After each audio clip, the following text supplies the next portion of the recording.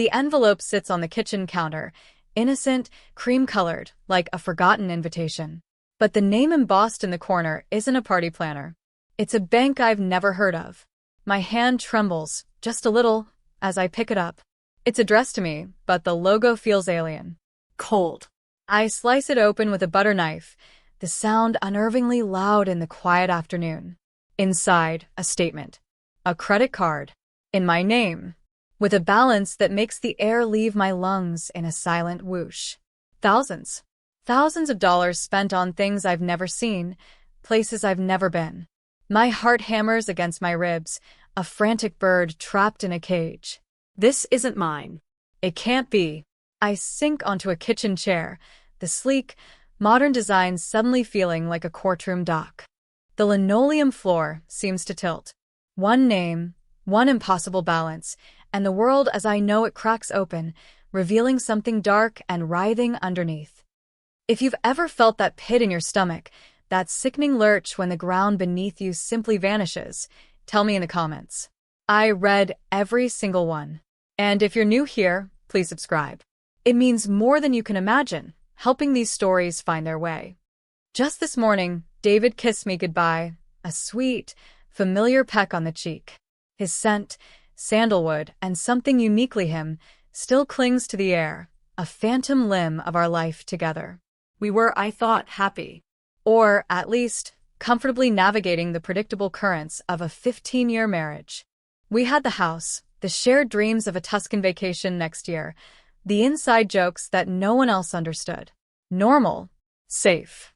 I run a hand over the smooth, cool granite of the countertop, a surface we picked out together, arguing playfully over marble versus quartz.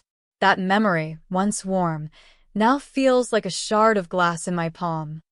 The statement lies there, an accusation. My name. My social security number, probably. How? David handles the finances. He always has. Don't you worry your pretty little head about it, he'd say, patting my hand, a gesture I once found endearing, now patronizing. I trusted him. Implicitly. Like I trust the sun to rise, or the floor to hold my weight. That trust now feels like the mark of a fool. I pick up my phone, my fingers clumsy. I dial his number, the one I know by heart, the one that used to be a comfort. It rings, each tone stretching into an eternity. Hey, what's up? His voice, casual, breezy. Like any other Tuesday. My own voice is a stranger. David. I got a credit card statement. From a bank I don't recognize. It says I owe them over $10,000. Silence. Not a shocked silence. A different kind. A heavy, calculating silence that crawls down the line and settles in my stomach like lead. Oh, that, he finally says, his tone a little too nonchalant. It's probably just some promotional thing, a mistake. Don't worry about it. I'll sort it out when I get home. A promotional thing for $10,000? The words taste like ash. David, this is serious. Look, I'm in the middle of something. We'll talk tonight, okay? Just don't stress, he hangs up. Don't stress. The words echo in the sudden quiet of the kitchen. Don't stress, while the foundations of my life are crumbling. I stare at the statement again. The purchases. A jewelry store I've never heard of. Flights to Miami. Hotel stays. A furious blush creeps up my neck. Miami? We've never been to Miami together. My first instinct is to call the bank to scream fraud. But something holds me back. That calculating silence from David. The too easy dismissal. A cold seed of suspicion, tiny and bitter, takes root. I need to know more before I do anything. I open my laptop, my hands still shaking, and type in my details for a credit report. I haven't checked it in years. David always said he kept an eye on it. The page loads, line by line, and with each new entry, the cold dread intensifies. It's not just one card. There are three. 3 cards I never applied for, all with significant balances. One is maxed out at $15,000. Another at $12,000. The $10,000 one in my hand is the newest. The total is staggering. More money than I make in a year. My breath hitches. My meticulously maintained credit score, something I was always quietly proud of, has plummeted. From excellent to abysmal. Ruined. How could he? The question is a physical blow. How could the man who sleeps beside me, who shares my life, my body, my future, do this? Was it a gambling debt? A business venture gone wrong? My mind scrambles for a rational explanation, any explanation other than the one that's beginning to form, ugly and undeniable. When David comes home, he tries to maintain the bluff. He's all bluster and feigned outrage. Those damn identity thieves. We need to call the police, the credit bureaus. He paces the living room, a performance of righteous anger. But his eyes don't meet mine. They dart around, avoiding my gaze, and I see the flicker of panic he's trying so hard to conceal. I already pulled my credit report, David, I say, my voice flat, devoid of the hysteria I feel clawing at my insides. There are 3 cards, all opened in the last 18 months. All with addresses I don't recognize as the billing address, though they're in my name. He stops pacing. The performance falters. Look, honey, I can explain. Can you? I feel a strange calm descend, the kind that comes when the worst has already happened, and you're just surveying the wreckage. Because these cards have paid for lingerie I've never worn, hotel rooms I've never slept in, dinners for 2 I was never invited to. His face, the face I've loved for half my life, crumples. The arrogance, the denial, it all just deflates. He sinks onto the sofa, looking small and suddenly pathetic. I messed up, he whispers, head in his hands. I messed up bad. Messed up. The word is a dry, bitter laugh in my throat. David, this isn't spilling coffee on the carpet. This is a betrayal I don't even have words for. He talks then, a torrent of excuses, justifications, pleas for understanding. There's another woman. Of course there is. Her name is Tiffany, and she's younger, apparently more appreciative of the finer things he couldn't afford but provided anyway, using my name, my credit, my future. He paints himself as a victim of circumstance, of a midlife crisis, of a moment of weakness that spiraled. He says he always meant to pay it back before I found out. I listen, and with every word, a piece of the man I married dies. The love, the trust, the shared history, it all turns to ash. He's not talking about a mistake. He's describing a calculated campaign of deceit, a systematic dismantling of my financial security and our life together, all to impress someone else. Did you ever stop to think about me? I finally ask, the question hanging heavy in the air. About what this would do to me? He looks up, tears welling in his eyes. Crocodile tears, I think, with a startling surge of cold anger. I'm so sorry, Sarah. I'll fix this. I swear. We can fix this. But I'm already seeing it. He's not sorry for what he did. He's sorry he got caught. There's a difference. A chasm of a difference. The days that follow are a blur of frantic phone calls. To the credit card companies, who are initially skeptical. But madam, the charges were verified with security questions only you would know, questions he knew the answers to. My mother's maiden name. My first pet. Intimate details of my life, weaponized against me. I contact fraud departments. I file police reports, the officer looking at me with a mixture of pity and suspicion. Marital disputes can get messy, ma'am. He implies this is just a domestic squabble, not the grand-scale identity theft it feels like. The debt collectors start calling, their voices polite but insistent, then increasingly aggressive. My name is Mud. My carefully built life is teetering on the brink of financial ruin. David, meanwhile, alternates between groveling apologies and sullen resentment. He wants me to help him manage the situation, to present a united front. He suggests we take out a consolidated loan in both our names, of course, to pay off the debt he accrued. The audacity of it steals my breath. He wants me to legitimize his fraud by formally taking on half of it. Absolutely not, I tell him, my voice colder than I knew it could be. You created this mess, David. You'll be the one to clean it up, and you will do it without dragging me further down.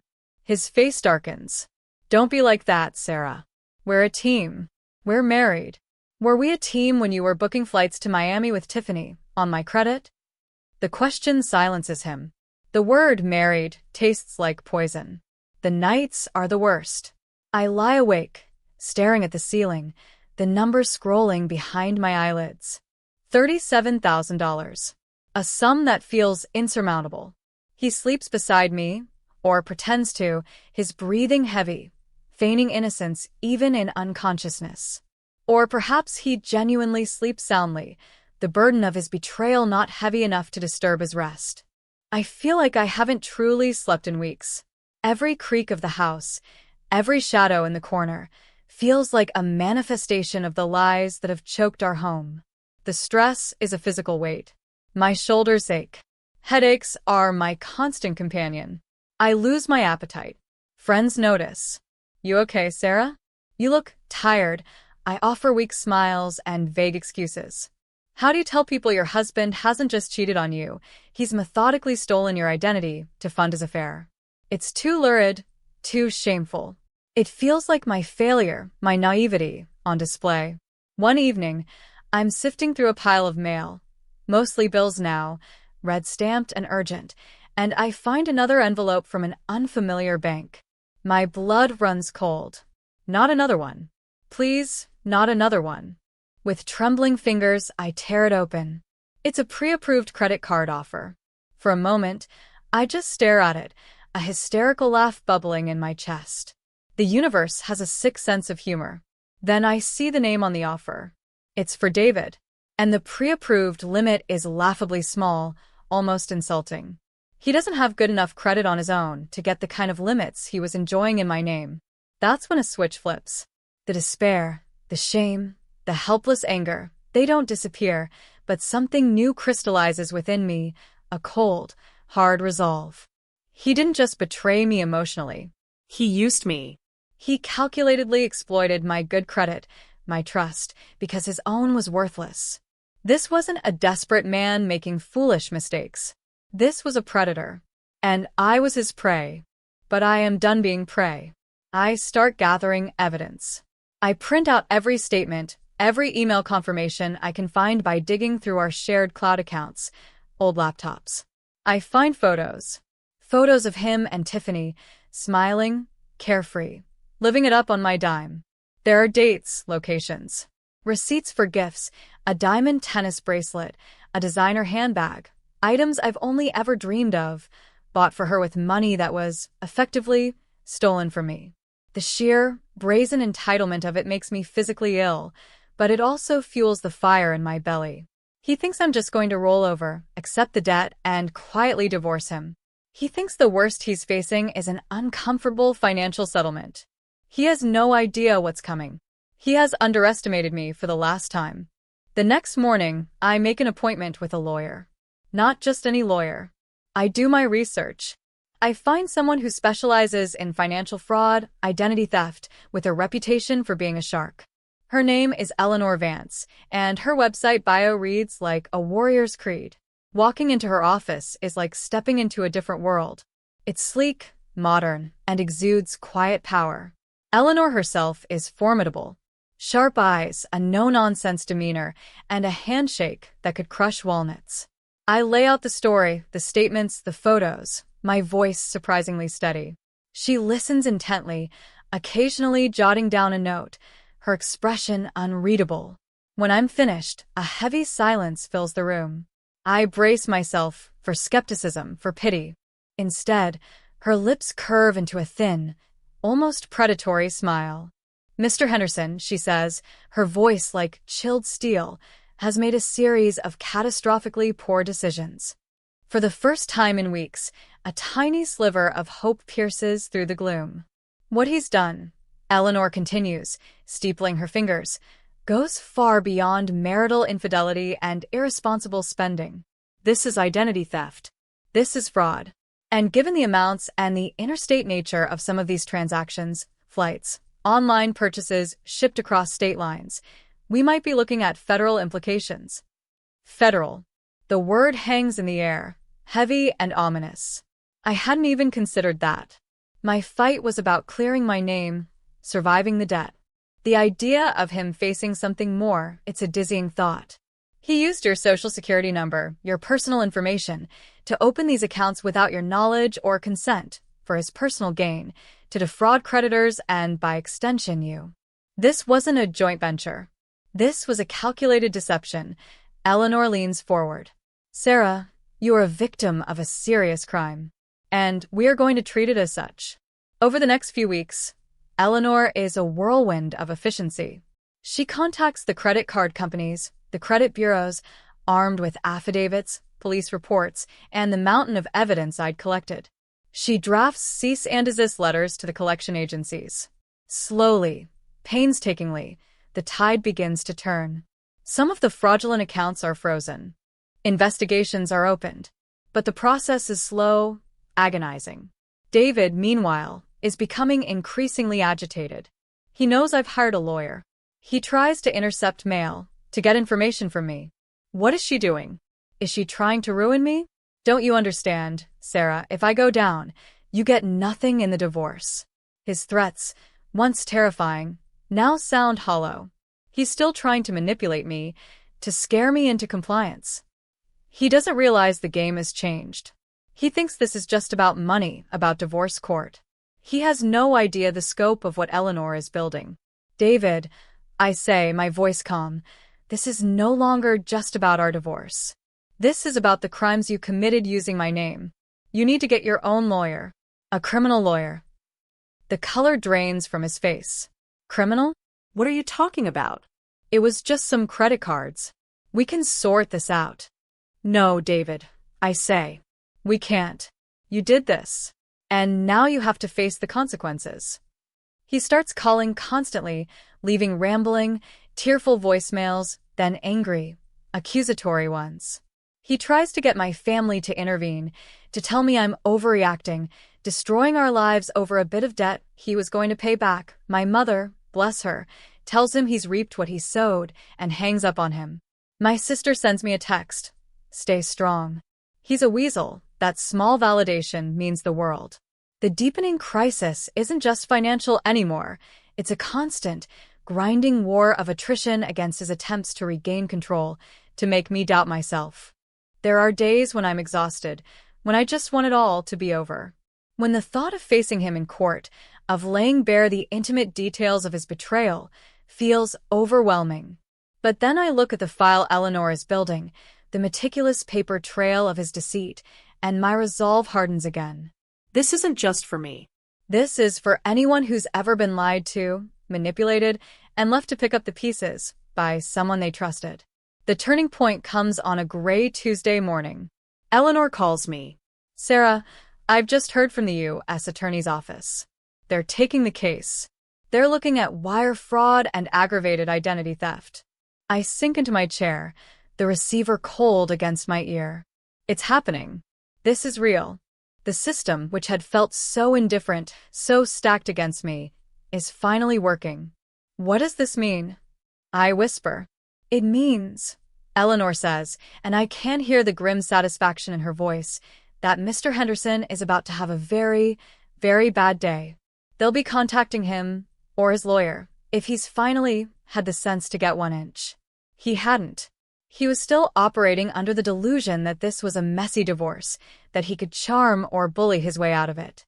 He thought the worst he faced was a bad credit rating and some alimony payments. He had no concept of hard time of federal prison. The plot twist, as it unfolds, is almost cinematic in its execution, though I only hear about the critical moment later. David is served. Not with divorce papers, though those are certainly coming. He's served with a notice from the U.S. Attorney's Office, detailing the charges they are pursuing. Federal charges, each carrying the potential for significant prison time and hefty fines. He apparently receives this at his office, in front of his colleagues. The intern delivers the certified letter with a curious glance. He opens it, still with that air of beleaguered husband, probably expecting another salvo from my overzealous divorce lawyer. His bravado, I'm told by a former colleague of his who calls me later, a woman he'd also apparently tried to charm, crumbles. One moment he's the suave, put-upon executive, the next he's a man staring into an abyss. The color drains from his face. His hands begin to shake. He reads it, then reads it again, as if the words will change. They don't. White fraud. Aggravated identity theft. Conspiracy to commit fraud. Each count a nail in the coffin of the life he knew. He doesn't shout. He doesn't rage. He just deflates. The air goes out of him, leaving behind a hollow shell. He calls his divorce lawyer, the one he hired thinking this was about assets, not indictments.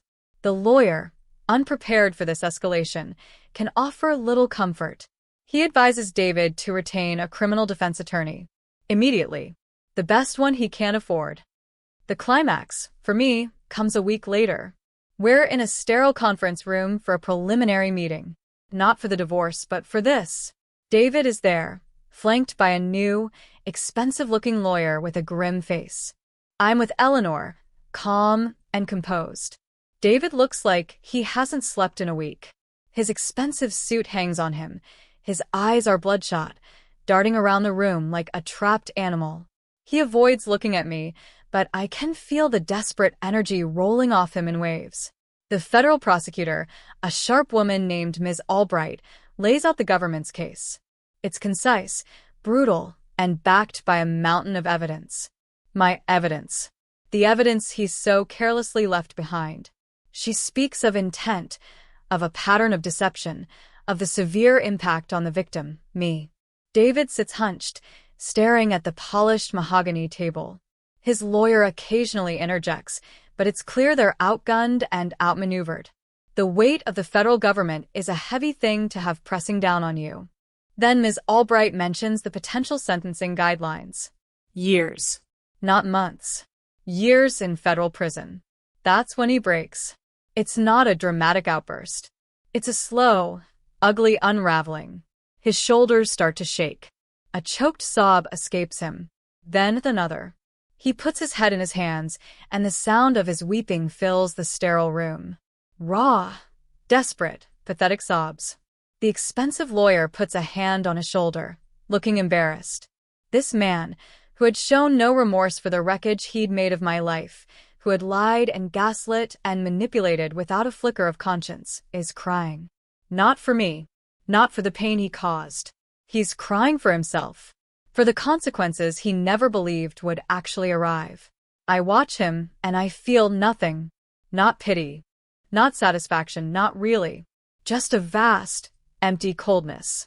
The man I married, the man I loved, was a phantom. This weeping creature before me is a stranger, a con artist who finally ran out of road. The gun he'd pointed at my financial and emotional head for 18 months had, with the help of a good lawyer and the weight of the law, finally turned back on himself. He was utterly, comprehensively blindsided. He thought he was playing checkers. He didn't realize I'd brought in a chess grandmaster, and the game was for keeps. The aftermath is long, and not always easy. The legal process grinds on. David, facing overwhelming evidence and the prospect of a lengthy trial, eventually pleads guilty to reduced charges. He still gets prison time. Not as much as he could have, but enough. Enough to be a permanent stain on his record, enough to dismantle the life he'd built on lies. The mistress, Tiffany, fades into obscurity. She was never charged, merely a beneficiary of his fraud, not an active participant in the eyes of the law, though in my eyes, she was complicit in her willing ignorance. I hear she drops in the moment the money dries up and the federal charges become public. No surprise there. Loyalty wasn't part of their transaction. Clearing my name is a marathon, not a sprint. Even with the legal judgments, untangling the credit mess takes years. I work with credit counselors. I write endless letters. I dispute charges again and again. Slowly, painstakingly, my credit score begins to creep back up. I become fiercely protective of my financial independence, of my personal information. I learn to read every line of every statement, to question everything. The naivety is gone, burned away by the ordeal. In its place is a harder, more cynical wisdom. The divorce is finalized while he's awaiting sentencing. I get the house, what's left of our shared assets after the lawyers take their fees, and some of the immediate debts are settled from his share.